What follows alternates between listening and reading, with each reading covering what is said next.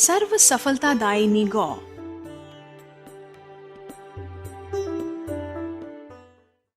गो पूजन पर्व गोपाष्टमी। वर्ष में जिस दिन गायों की पूजा अर्चना आदि की जाती है वह दिन है गोपाष्टमी। यह गो पूजन का विशेष पर्व है। गोपाष्टमी का महत्व। इस दिन प्रातः काल गायों को स्नान करा के गंध पुष्पादि से उनका पूजन किया जाता है। गायों को गोग्रास देकर उनकी परिक्रमा करके थोड़ी दूर तक उनके साथ जाने से सब प्रकार के अभीष्ट की सिद्धि होती है। सर्व सफलतादायिनी गौ।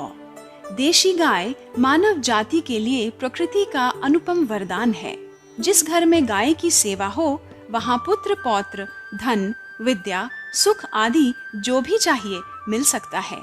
महर्षि अत्रि ने कहा है, जिस घर में बछड़े वाली गाय नहीं हो उसका मंगल मांगल्य कैसे होगा। गाय का घर में पालन करने से घर की सर्व बाधाओं और विघ्नों का निवारण हो जाता है।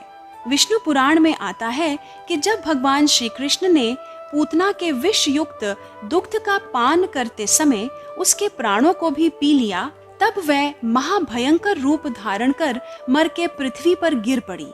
इससे भयभीत यशोदा माँ ने गाय की पूंछ घुमाकर श्री कृष्ण की नजर उतारी और सबके भय का निवारण किया। महाभारत के अनुशासन पर्व में कहा गया है, गौओं का समुदाय जहाँ बैठकर निर्भयता पूर्वक सांस लेता है उस स्थान की शोभा बढ़ा देता है और वहाँ के सारे पापों को खींच लेता है। गौ से विविध कार्यों की सिद्धि। वास्तु दोषों का निवारण।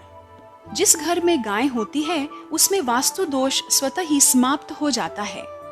इस संबंध में वास्तु ग्रंथ मयमत्तम में कहा गया है कि भवन निर्माण का शुभ आरंभ करने से पूर्व उस भूमि पर ऐसी गाय को लाकर बांधना चाहिए जो बछड़े वाली हो। नवजात बछड़े को जब गाय दुलार कर चाटती है तो उसका फन भूमि पर गिरकर उसे पवित्र बनाता है और वहां होने वाले समस्त दोषों का निवारण हो जाता है। इससे कार्य भी निर्विघ्न पूरा होता है और समापन तक आर्थिक बाधाएं नहीं आती। यात्रा में सफलता। यदि यात्रा के प्रारंभ में देशी गाय सामने दिख जाए अथवा अपने बछड़े को दूध पिलाती हुई दिख जाए तो यात्रा सफल होती है। यदि रास्ते में जाते समय देशी गाय आती हुई दिखाई दे तो उसे अपनी दाहिनी बगल से जाने देना चाहिए। इससे यात्रा सफल होगी। पितृदोष से मुक्ति। देशी गाय को प्रतिदिन या अमावस्या को रोटी गुड़ चारा आदि खिलाने से पितृदोष समाप्त हो जाता है। दीर्घ आयु प्राप्ति। देशी गाय के घी का एक नाम आयु भी है, आयुर्वेघृतम। अतः गाय के दूध घी से व्यक्ति दीर्घायु होता है। हस्त रेखा में आयु रेखा टूटी हुई हो तो गाय का घी काम में लें तथा गाय की पूजा करें। इंटरव्यू में सफलता। किसी भी इंटरव्यू हेतु या उच्च अधिकारी से भेंट आदि के लिए जाते समय गाय के रंभाने की ध्वनि कान में पड़ना शुभ है। उत्तम संतान का लाभ। इसके लिए घर में देशी गाय की सेवा अच्छा उपाय कहा गया है। यम के भय से मुक्ति। शिव पुराण व स्कंद पुराण में कहा गया है कि गौ सेवा करने और सत्य पात्र को गौदान करने से यम का भय नहीं रहता। पाप ताप से मुक्ति। जब गाय जंगल से चरकर वापस घर को आती हैं, उस समय को गोधूली वेला कहा जाता है। गाय के खुरों से उठने वाली धूल राशि समस्त पाप तापों को दूर करने वाली है। ग्रह बाधा निवारण। गायों को नित्य गोग्रास देने तथा सत्पात्र को गौदान करने से ग्रहों के अनिष्ट निवारण में मदद मिलती है। गोपाष्टमी का इतिहास। जहाँ गायें पाली पोसी जाती हैं, उस स्थान को गोवर्धन कहा जाता है। गोपाष्टमी महोत्सव गोवर्धन पर्वत से जुड़ा उत्सव है।